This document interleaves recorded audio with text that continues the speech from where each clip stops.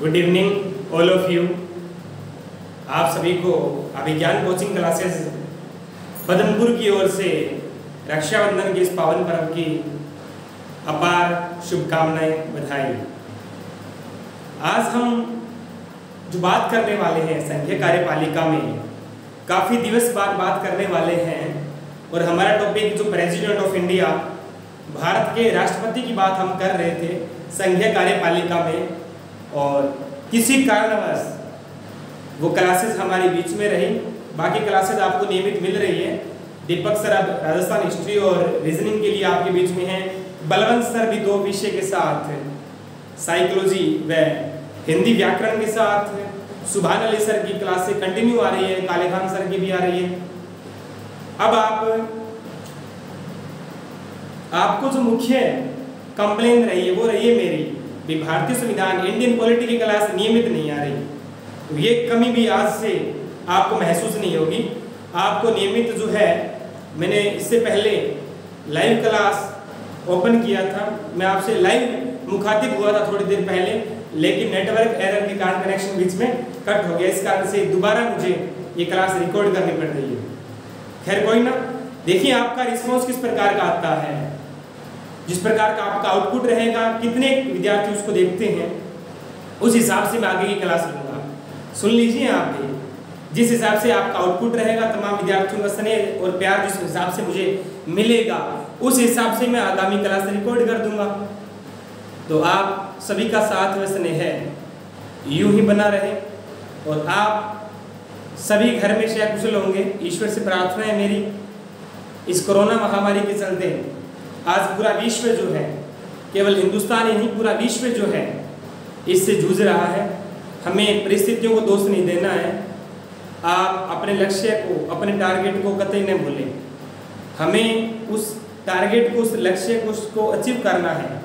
इसके लिए हमें वो परिस्थितियां जो है हमारे समक्ष वर्तमान की, उन पर अगर हम दोषारोपण करते रहे तो हमारी जो आकांक्षा है, हमारी जो वास्तव में इच्छाएं हैं, उनको हम पूरा नहीं कर पाएंगे। इसलिए मैं पुनः फिर कहूँगा कि आप वास्तव में इस महामारी से जूझ करके, ठीक है, अपने आगे निकल गए ना, तो फिर इससे बड़ी महामारी तो आने वाली नहीं है। या 4 महीने से हम, आज से वो किसान, कोई वर्ग है, किसी भी प्रकार का घरों में है। पूरा देश, पूरा विश्व लॉकडाउन पर आपको पता चल रहा है। कुछ विद्यार्थी कह रहे हैं कि सर सेल्फ तो पढ़ा नहीं जाता। तो ये बातें आप जो है ना दिमाग से निकाल दें आज के बाद। कब से खुलेंगे सेंटर, ये चीज़ें।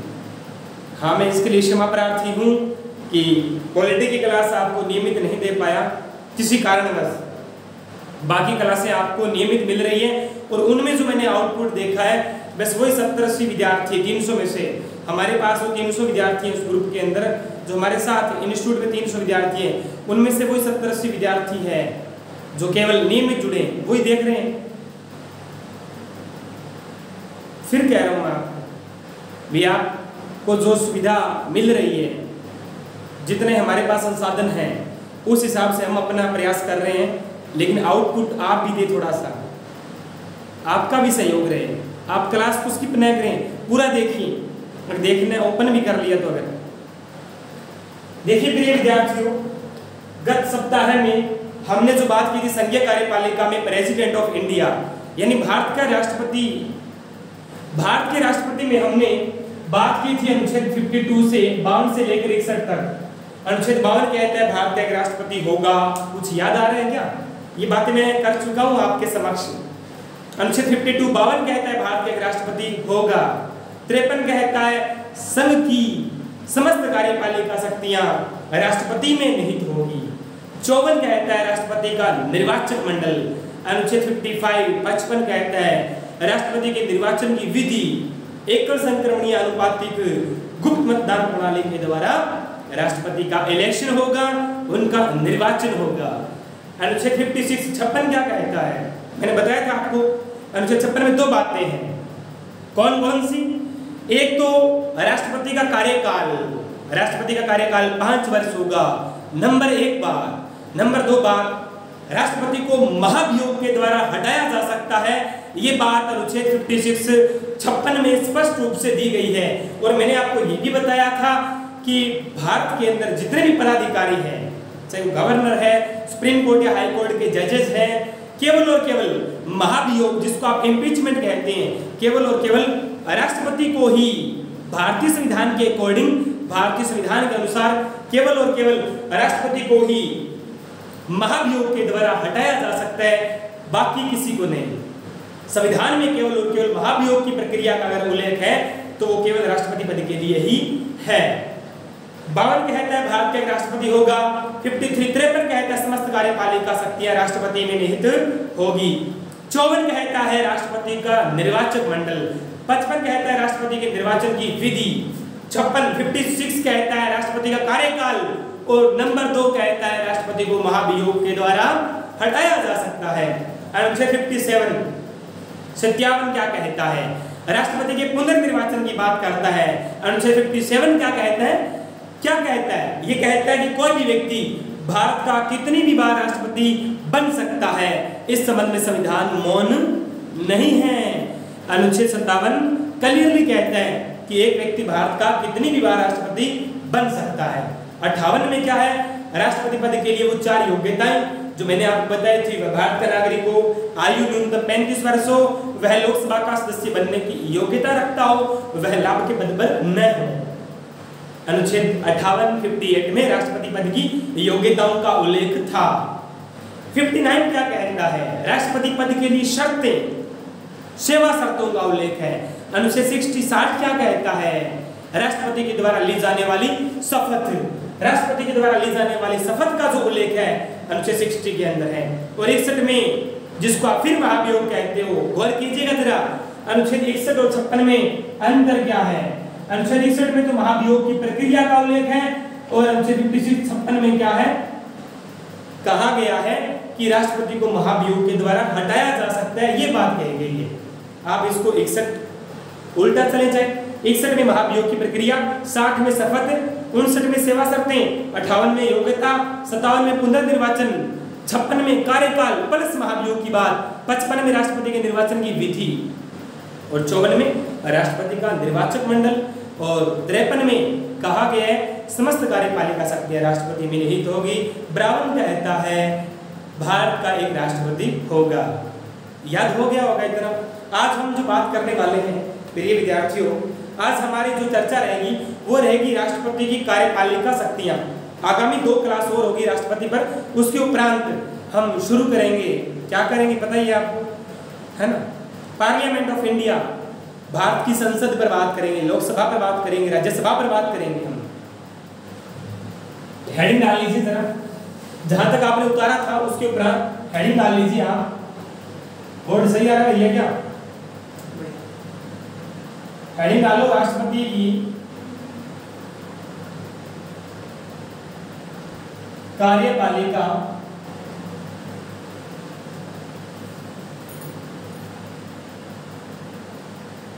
शक्तियां।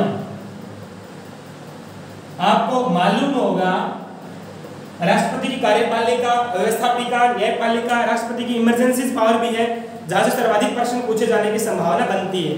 तो राष्ट्रपति की इन शक्तियों पर हम बिंदुवार बड़ी बारीकी से चर्चा करेंगे ताकि भविष्य में राजस्थान पुलिस से लेकर के चाहे वो यूपीएससी तक का एग्जाम हो, है ना, राजस्थान पुलिस का है, पटवार का है, बीएससी बीएड, तो इसके अंदर में आएंगे ही आएंगे।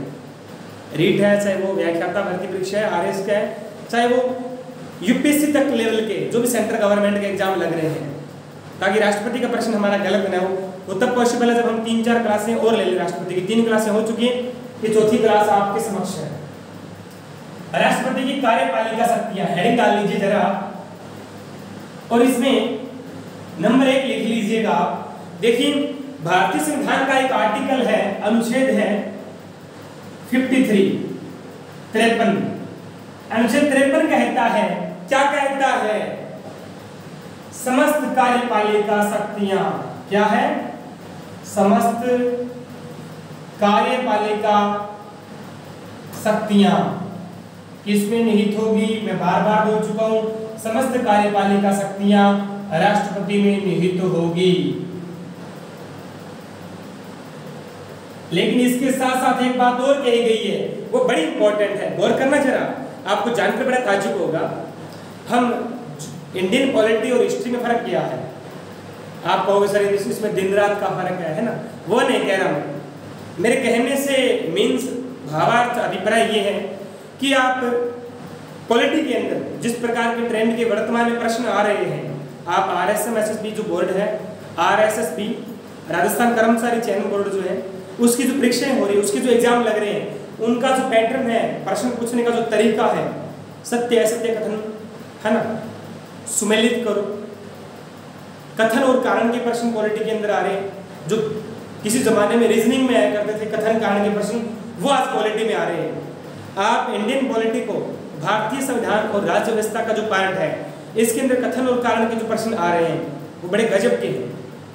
आप इनको तभी हल कर पाओगे, आप उनको तभी सही कर पाओगे जब हमारे पास हर टॉपिक बड़े अच्छे तरीके से तैयार है, बिंदुवार, वो भी डिटेल में, ऐसा नहीं ऑथेंटिक तथ्य। मैंने कमेंट देखा, हालांकि वो उनका काम है कमेंट करने वालों का, कि सर आप डिटेल में नहीं पढ़ाओ। अच्छा आप बताओगे क्या हमें डिटेल में पढ़ाना है, बिंदुवार पढ़ाना है, तथ्यात्मक पढ़ाना है? बुरा मत मानना जिसने भी ये कमेंट किया, ठीक है ना, कि सर आपके डिटेल में मत पढ़ाओ। मेरी क्लास में नहीं था, वो कोई और सर की क्लास थी, बड़ा बढ़िया करवा रहे हैं सर उसमें, कि सर आपके तथ्यात्मक बता दोगे। तथ्यात्मक बता देंगे, आपको केवल BSCC का एग्जाम देना है क्या, प्री BSCC का? हकीकत ये है, प्रश्न पत्र इस प्रकार के आ रहे हैं कि प्रश्न पत्र देखते बत्ती गुल हो जाती है। अब आप सोच लो किस प्रकार का पेपर आएगा और आपको किस प्रकार से अध्ययन करना है, कितना वाइड जाना है, कितना अंदर जाना है विषय के, गंभीरता से लें। आप जो पटवारी या पुलिस की तैयारी कर रहे हैं, सबसे खतरनाक कंपटीशन इन 2 प्रतियोगी परीक्षा में होने जा रहा है, पटवारी के अंदर और राजस्थान पुलिस के अंदर। सबसे टिपिकल ये मान लीजिए आप, अनुच्छेद 53 भारतीय संविधान का एक आर्टिकल है, इसमें नंबर 1 डाल लेना, मैं उतरवाऊंगा आपको। समस्त कार्यपालिका शक्तियां राष्ट्रपति में निहित होगी, राष्ट्रपति में निहित होगी। ये बात तो कही गई है राष्ट्रपति के संबंध में, लेकिन एक बात और क्या कही गई साथ में, कि राष्ट्रपति जो है इन शक्तियों का प्रयोग, इन पावर्स का जो प्रयोग है, यूज करेगा, उस समय अपने अधीनस्थ अधिकारियों की हेल्प लेगा, अपने अधीनस्थ कर्मचारियों की मदद लेगा, सहयोग लेगा। देखिए क्या कहा गया 53 में, आर्टिकल 53 क्या कहता है, समस्त कार्यपालिका शक्तियां राष्ट्रपति में निहित होगी, मानता हूं होगी, लेकिन वह इसका प्रयोग अपने अधीनस्थ अधिकारियों के सहयोग से करेगा। ये बात भी लिखी गई है।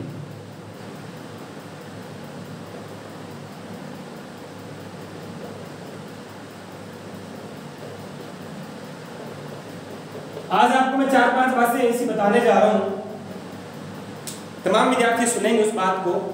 शायद आपने प्रेसिडेंट राष्ट्रपति का टॉपिक पूर्व में पढ़ा होगा कोई किताब में से, लेकिन प्रश्न जहां से पूछे जाने की संभावना बनती है, हम उन्हीं बिंदुओं का, उन्हीं तथ्यों का वाइड रूप में गंभीरता से अध्ययन करेंगे। नंबर 1 बात उतार लीजिए, अनुच्छेद 53 क्या कहता है, राष्ट्रपति की कार्यपालिका शक्तियां आप पढ़ रहे हैं, समस्त कार्यपालिका शक्ति राष्ट्रपति में निहित होगी, वह उनका प्रयोग, राष्ट्रपति उनका प्रयोग अपने अधीनस्थ अधिकारियों के सहयोग से करेगा।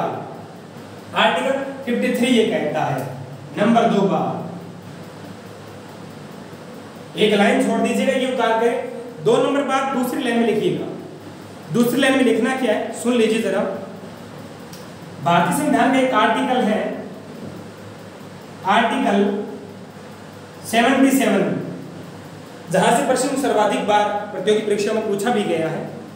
आर्टिकल 77 ये बात कहता है कि संघ सरकार की जो सेंट्रल गवर्नमेंट है, जो हमारी केंद्र सरकार है, संघ सरकार, सेंट्रल गवर्नमेंट, संघ सरकार के सभी काम, संघ सरकार के जितने भी काम हैं, संघ सरकार के सभी काम राष्ट्रपति के नाम से होंगे। संघ सरकार के सभी काम किसके नाम से होंगे? सभी काम प्रेसिडेंट महोदय, राष्ट्रपति महोदय के नाम से होंगे। सही दिख रहा है बोर्ड क्या पारी? बता दीजिए भैया। बढ़िया। अनुच्छेद 77 क्या कहता है कि संघ सरकार के सभी जो कार्य है सेंट्रल गवर्नमेंट के वो राष्ट्रपति के नाम से होंगे। उतार लीजिए ये बिंदु भी आप, अनुच्छेद 53 वाली बात आपने उतार ली, 77 वाली लिखिए, संघ सरकार के सभी कार्य राष्ट्रपति महोदय के नाम से होंगे, इतना लिख लीजिएगा। लिख लिया? और ये जो 2 नंबर पॉइंट है इसके नीचे आप नोट डालिएगा, नोट डाल करके एक बात लिखिएगा जरा, लिखिए अनुच्छेद 75 के तहत, अनुच्छेद 75 के तहत लिखिएगा, नोट डाल लीजिए इस 2 नंबर पॉइंट के नीचे नोट डाल करके, अनुच्छेद 75 के तहत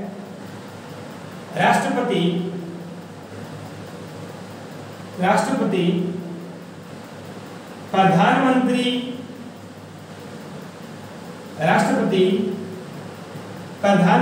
की नियुक्ति करता है, राष्ट्रपति प्रधानमंत्री की नियुक्ति करता है। ये भी इसकी कार्यपालिका शक्तियों के अंतर्गत आता है राष्ट्रपति महोदय के। अनुच्छेद 75 के तहत राष्ट्रपति क्या करता है? प्रधानमंत्री की नियुक्ति करता है।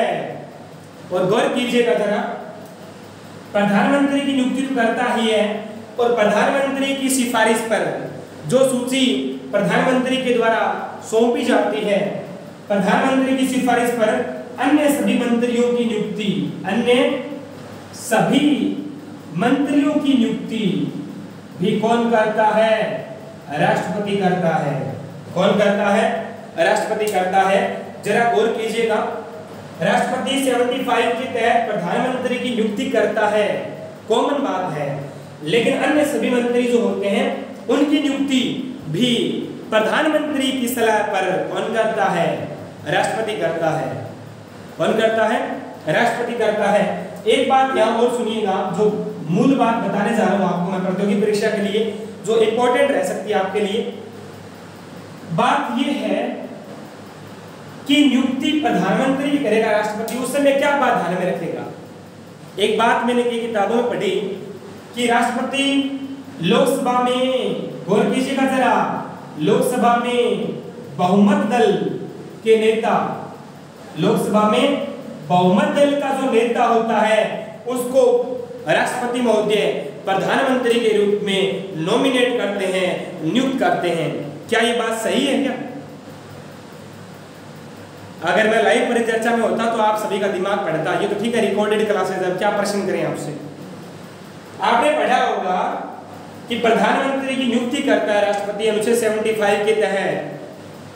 कौन वो व्यक्ति जिसकी नियुक्ति प्रधानमंत्री के रूप में की जा रही है, उसके पास क्या क्वालिफिकेशन, क्या योग्यता होनी चाहिए कि वह लोकसभा में बहुमत दल का नेता हो, है ना? तो सुनिए जरा, वह लोकसभा में बहुमत दल का नेता हो, यह बात कॉन्स्टिट्यूशन में, संविधान में कहीं भी उल्लेखित नहीं है। संविधान में कहीं भी लिखी हुई नहीं है कि लोकसभा में बहुमत दल का नेता ही प्रधानमंत्री बनेगा। तो फिर आप चक्कर में पड़ गए हैं कि इसका मतलब जिसके पास बहुमत नहीं उसको भी बना दे, ऐसा भी नहीं, ठीक है ना? लोकसभा में बहुमत दल का जो नेता है उसको प्रधानमंत्री के रूप में नियुक्त किया जाता है। ये लोकसभा में बहुमत दल के नेता वाली बात जो है ये केवल आज तक हमारी क्या रही है? परंपरा रही है। भारतीय संवैधानिक इतिहास में आजादी के बाद जितने भी प्राइम मिनिस्टर, प्रधानमंत्री नियुक्त हुए हैं वो लोकसभा में बहुमत दल के नेता जो बहुमत रखता है लोकसभा में, उस व्यक्ति को प्रधानमंत्री के रूप में नियुक्त किया गया है। ये केवल क्या है? परंपरा है। ऐसा संविधान में कहीं उल्लेख नहीं है कि लोकसभा में बहुमत दल का नेता ही प्रधानमंत्री बनेगा। आप ये बिंदु उतार लीजिए। पहले नंबर 1 बात, आर्टिकल 53 क्या कहता है? 77 क्या कहता है? संघ सरकार के सभी काम राष्ट्रपति महोदय के नाम से होंगे। अनुच्छेद 75 के तहत राष्ट्रपति प्रधानमंत्री की नियुक्ति करता है जो लोकसभा में बहुमत दल का नेता होता है, ठीक है ना? अन्य सभी मंत्रियों की जो नियुक्ति है वो भी राष्ट्रपति करते हैं। किसकी सिफारिश पर? ये सुन लीजिए आप, प्रधानमंत्री की सिफारिश पर। किसकी सिफारिश पर? प्रधानमंत्री की सिफारिश पर। कौन करते हैं? राष्ट्रपति करते हैं। आगे सुनिए जरा, जो मैं बात करने जा रहा हूं आपके बीच में, मंत्रियों को विभागों का जो बंटवारा है, किस मंत्री को कौन सा विभाग दिया जाना चाहिए, मंत्रियों के बीच विभागों का बंटवारा व किसी मंत्री को मंत्री बनाना, यह प्रधानमंत्री का वीटो पावर है, प्रधानमंत्री का विशेषाधिकार है। जो सूची प्रधानमंत्री के द्वारा राष्ट्रपति को सौंपी जाती है उसमें राष्ट्रपति महोदय किसी प्रकार का इंटरफेयर, किसी प्रकार का अमेंडमेंट, किसी प्रकार का संशोधन नहीं कर सकते। उस व्यक्ति को मंत्री बनाना पड़ता है। जिस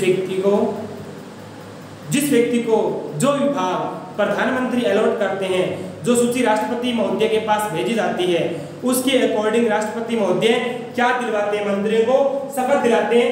किसी व्यक्ति को मंत्री बनाना यह प्रधानमंत्री का विशेषाधिकार है, न कि राष्ट्रपति का। बात गौर से सुन ली होगी आपने भी। कोई व्यक्ति मंत्री बनेगा ये किस पर निर्भर करता है, किस पर डिपेंड करता है, प्रधानमंत्री पर, न कि राष्ट्रपति पर। इतनी बात उतार लीजिए आप, फिर आगे चलते हैं। अपने 2 बिंदु आपने उतार लिए।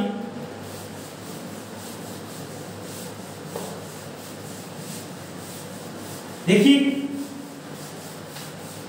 आप सोच रहे हैं सर है ना, काफी दिवस बाद आए हो, कई तो क्या है क्लास देखने के उपरांत उनको ये लगेगा कि ये क्लास तो चलवाज होगी, आगामी क्लास पता नहीं कितने दिन के बाद होने वाली है।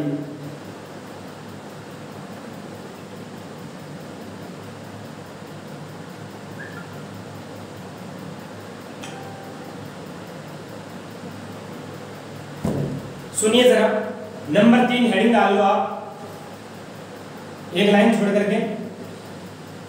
राष्ट्रपति की कार्यपालिका की शक्तियां बात कर रहे हैं। नंबर 3 में लिखिए, राष्ट्रपति को क्या है, कार्यपालिका के संबंध में राष्ट्रपति को स्वविवेकीय शक्तियां भी प्राप्त है। स्वविवेकीय शक्तियां भी प्राप्त है। राष्ट्रपति को स्वविवेकीय शक्तियां भी प्राप्त है, लेकिन इसके नीचे आप जो लिखने के उपरांत एक नोट डाल करके लिख लीजिएगा। वो क्या लिखना है, कार्यपालिका के संबंध में राष्ट्रपति को कुछ स्वविवेकीय शक्तियां प्राप्त है, लेकिन स्वविवेकीय शक्तियों का उल्लेख संविधान में कहीं नहीं है।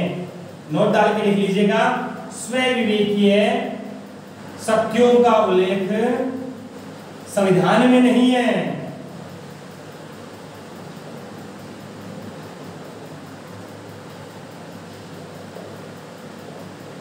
संविधान में नहीं है, ठीक है। नंबर 4 लिखिएगा, भारतीय संविधान का एक आर्टिकल है, आर्टिकल 78। ये बड़ा महत्वपूर्ण आर्टिकल है 78, जिस पर हम अब बात करने वाले हैं। आर्टिकल 78 जो है, इसमें राष्ट्रपति व प्रधानमंत्री, आर्टिकल 78 राष्ट्रपति व प्रधानमंत्री के संबंधों को व्यक्त करता है। राष्ट्रपति व प्रधानमंत्री के संबंधों की व्याख्या करता है या व्यक्त करता है। एक नंबर बात तो है ये प्रिय विद्यार्थियों, आर्टिकल 78 क्या कहता है, राष्ट्रपति प्रधानमंत्री के संबंधों को व्यक्त करता है, आपसी तालमेल, टर्म्स, ठीक है ना। नंबर 2 बात, इसी में आर्टिकल 78 जो है, इसके अंदर प्रधानमंत्री के संवैधानिक कर्तव्यों का भी उल्लेख है। प्रधानमंत्री के कॉन्स्टिट्यूशनल जो ड्यूटीज है उनका उल्लेख भी आर्टिकल 78 में है। प्रधानमंत्री के संवैधानिक कर्तव्य। आप कहोगे सर 2 बातें, अभी तो 3 बातें और पढ़नी है हमें, ये तो केवल 2 बातें थी। आर्टिकल 78 क्या कहता है, राष्ट्रपति प्रधानमंत्री के संबंधों को व्यक्त करता है। नंबर 2 बात, प्रधानमंत्री के कुछ ड्यूटीज होती है राष्ट्रपति के प्रति, ठीक है ना, उनको भी व्यक्त करता है आर्टिकल 78। आप ये 2 बातें लिखिएगा, उसके उपरांत लिखिए जरा, आप लिखिएगा ये 2 बातें उतार लीजिए और लिखिएगा, आर्टिकल 78 के तहत आर्टिकल 78 के तहत राष्ट्रपति प्रधानमंत्री से, देखो आप इन दो बातों को एक साइड में रख दो, ये तो क्या है, व्यक्त करता है। मेरी बात समझ आ रही है आपको? ये दो बातें तो आर्टिकल 78 को पढ़ने के उपरांत हमें महसूस करते हैं, मतलब व्यक्त होती है। प्रधानमंत्री और राष्ट्रपति के आपसी संबंध जो है, टर्म्स जो है, वो व्यक्त करता है और प्रधानमंत्री के संवैधानिक कर्तव्य। लेकिन आर्टिकल 78 की जो मूल बात है वो क्या है, वो आप लिखिएगा जरा। आर्टिकल 78 के तहत राष्ट्रपति अगर चाहे, राष्ट्रपति महोदय अगर चाहे ना, तो प्रधानमंत्री से देश की शासन व्यवस्था के बारे में, देश की शासन व्यवस्था के बारे में जान सकते हैं, देश की शासन व्यवस्था के बारे में जान सकते हैं। विदेश के अंदर वर्तमान में क्या चल रहा है, प्रधानमंत्री राष्ट्रपति महोदय आर्टिकल 78 के तहत देश की शासन व्यवस्था के बारे में जान सकते हैं, प्रधानमंत्री से पूछ सकते हैं भी क्या चल रहा है देश के अंदर। नंबर 2 बात बहुत दिखाई दे रहा है क्या भैया? बारीक देखना, नीचे तक लिख रहा हूं, कहां तक है?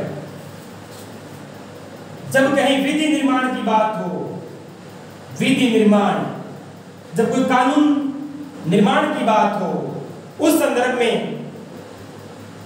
कानून निर्माण के संदर्भ में भी राष्ट्रपति प्रधानमंत्री से आवश्यक परामर्श कर सकते हैं, उनसे सलाह ले सकते हैं, उनसे पूछा जा सकता है भी ये कानून बनाया जा रहा है, इसके आगामी परिणाम क्या होंगे। जहां पर विधि का सवाल हो, जहां पर कानून का प्रश्न हो कोई, ठीक है ना, इस संबंध में राष्ट्रपति प्रधानमंत्री से जान सकते हैं। विधि निर्माण के संदर्भ में राष्ट्रपति महोदय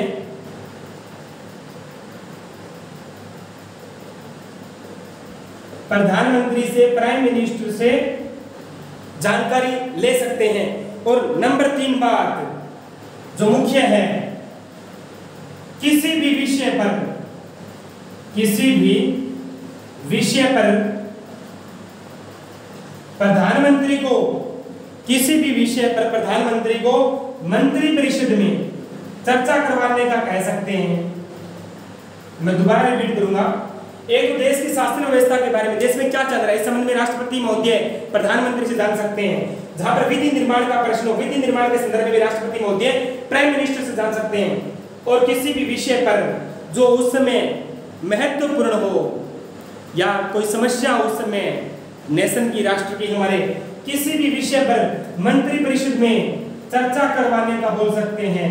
इस विषय पर चर्चा की जाए मंत्रिपरिषद में, राष्ट्रपति कह सकते हैं किसको, प्रधानमंत्री महोदय को, किसी भी विषय पर मंत्रिपरिषद में चर्चा करवाने का बोल सकते हैं, कह सकते हैं। ये 3 बातें हैं, गौर करना। आर्टिकल 78 के तहत राष्ट्रपति प्रधानमंत्री से देश की शासन व्यवस्था के बारे में जान सकते हैं, विधि निर्माण के संबंध में सलाह कर सकते हैं, परामर्श कर सकते हैं, उस संदर्भ में जान सकते हैं। और किसी भी विषय पर मंत्रिपरिषद में चर्चा करवाने का कह सकते हैं। 20 विषय पर मंत्रिपरिषद में चर्चा की जाए। कितने मिनट का हो गया बॉस? कितने मिनट? 27-28 चल रहे अभी? बस तो जल्द कर लेंगे। किसी भी विषय पर मंत्रिपरिषद में चर्चा करवाने का बोल सकते हैं। आप 2 बिंदु अलग नोट कर लें और ये नीचे वाले 3 बिंदु अलग नोट कर लें। फिर आगे चलते हैं कि राष्ट्रपति और क्या कर सकते हैं कार्यपालिका के संबंध में। बस थोड़ा सा उतार लिया क्या आपने? मिटा दें, स्क्रीनशॉट ले लेना भाई और नोट साथ साथ बना लेना।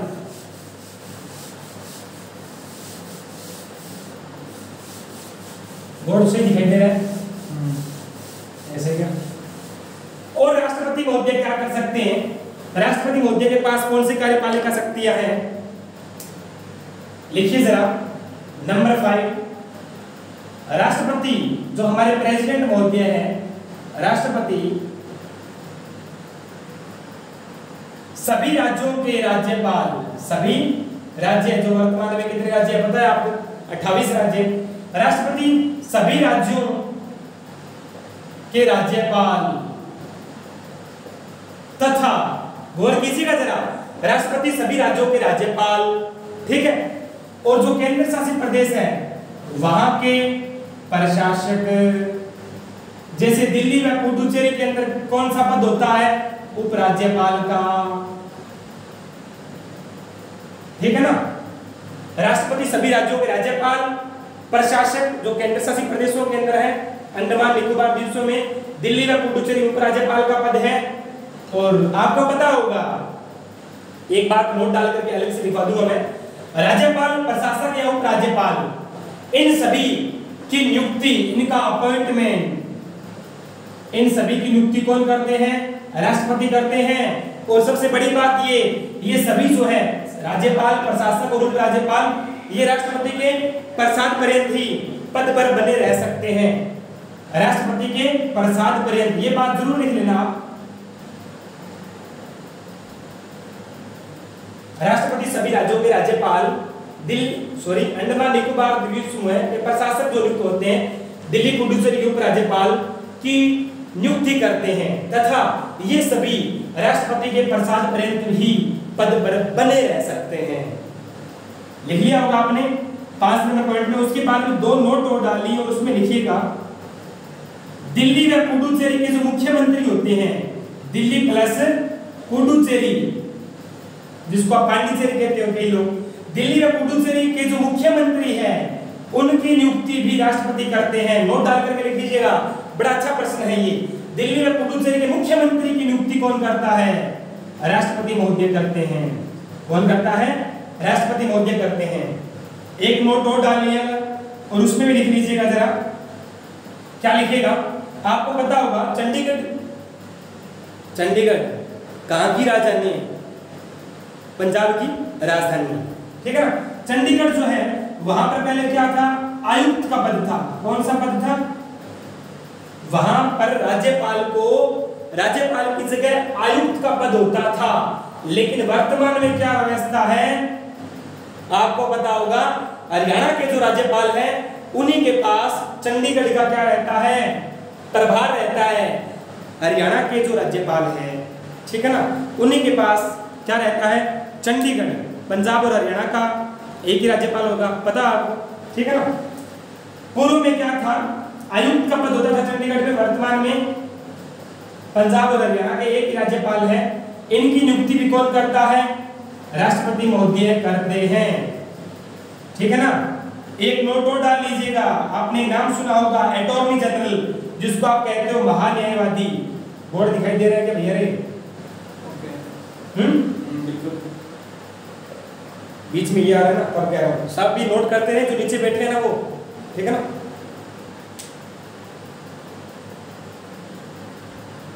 नोट कर लिए भाई, महान्यायवादी, अटॉर्नी जनरल जिसको आप कहते हो, इनकी नियुक्ति राज्यपाल करता है। और यह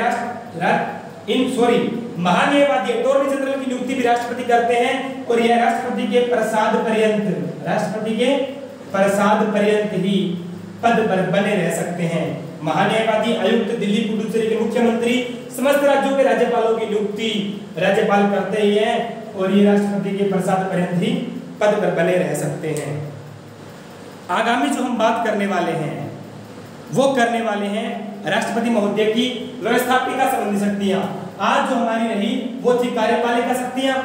देखते हैं आपका क्या रिस्पॉन्स रहता है, कितने बच्चे इसको लाइव देखते हैं, ठीक है। इस क्लास में कितने व्यूज रहते हैं, आपका क्या व्यू रहता है, उसके अकॉर्डिंग मैं आगामी क्लास लेकर के आपके बीच में उपस्थित रहूंगा। तब तक के लिए जय हिंद, जय भारत, वंदे मातरम प्रिय विद्यार्थियों।